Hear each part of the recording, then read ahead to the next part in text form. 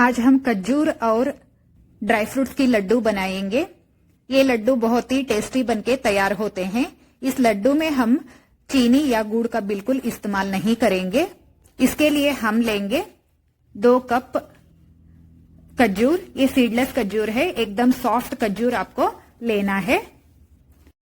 आधा कप घिसा हुआ सूखा नारियल चाहिए। आधा कप बारीक कटा हुआ बादाम के पीसेस। आधा कप बारीक कटे हुए काजू के पीसेस। आधा कप बारीक कटा हुआ पिस्ता के पीसेस। आप इन ड्राई फ्रूट्स के अलावा दूसरे ड्राई फ्रूट्स भी ले सकते हो। 1/4 कप बारीक कटे हुए किशमिश। 2 टीस्पून घी। 1 टेबलस्पून खसखस और आधा टीस्पून इलायची पाउडर चाहिए। अब एक मिक्सर जार में दोनों कप खजूर डाल लेंगे और इस खजूर को मिक्सर में पीस लेंगे। इसको मैंने पीस लिया है, लेकिन मिक्सर को रोक रोक के हमें पीस लेना है। ये देखिए थोड़ा सा ये दरदराई पीस के तैयार है। अब एक कढ़ाई को गर्म होने के लिए रखेंगे। कढ़ाई में 1 टीस्पून के जितना घी डालेंगे। घी में बारीक कटे हुए बादाम, बारीक कटे हुए काजू और बारीक कटे हुए पिस्ता के पीसेस को डाल के लो फ्लेम रख के लगातार चलाते हुए हल्का सा इनको भून लेंगे। हाथ बिल्कुल नहीं छोड़ना है, लगातार चलाते रहना है और लो फ्लेम में ही हमें इनको भूनना है। अच्छा सा इस ड्राई फ्रूट्स का एक खुशबू आते ही हम गैस की फ्लेम को बंद करेंगे। अब ये भून के तैयार है। इनको अब एक बाउल में निकाल के हम छोड़ देंगे। फिर से इसी कढ़ाई में 1 टेबलस्पून के जितना खसखस डाल के हम भून लेंगे। अब घी डालने की जरूरत नहीं है।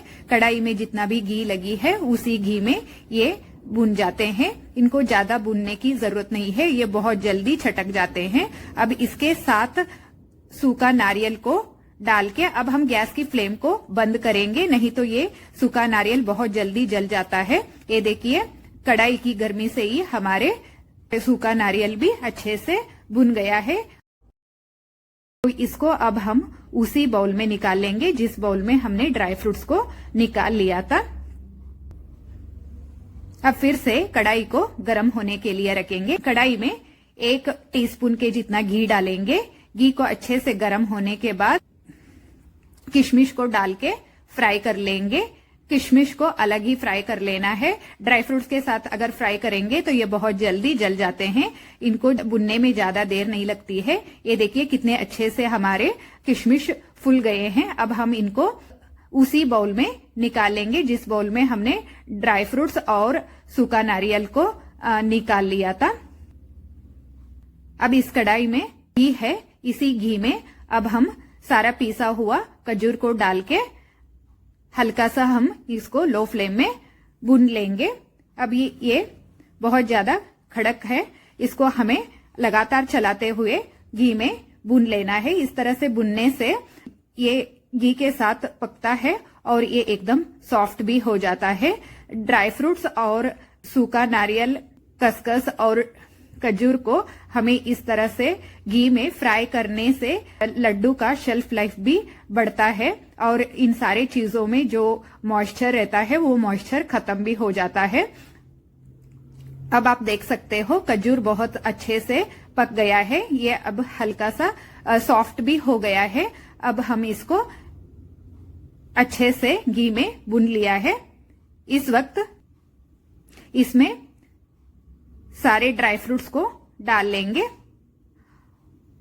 और खजूर के साथ ड्राई फ्रूट्स को अच्छे से मिक्स कर लेंगे। इस पूरा प्रोसेस को हमें लो फ्लेम में ही करना है, नहीं तो ये लड्डू का मिक्सचर जल जाता है।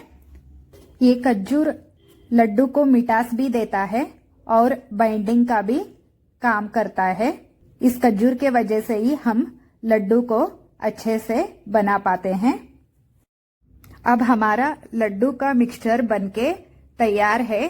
लास्ट में हम आधा टीस्पून के जितना इलायची पाउडर को डाल के अच्छे से एक बार मिक्स कर लेंगे और गैस की फ्लेम को बंद करेंगे। ये देखिए कितना बढ़िया सा हमारा लड्डू का मिक्सचर बनके तैयार है।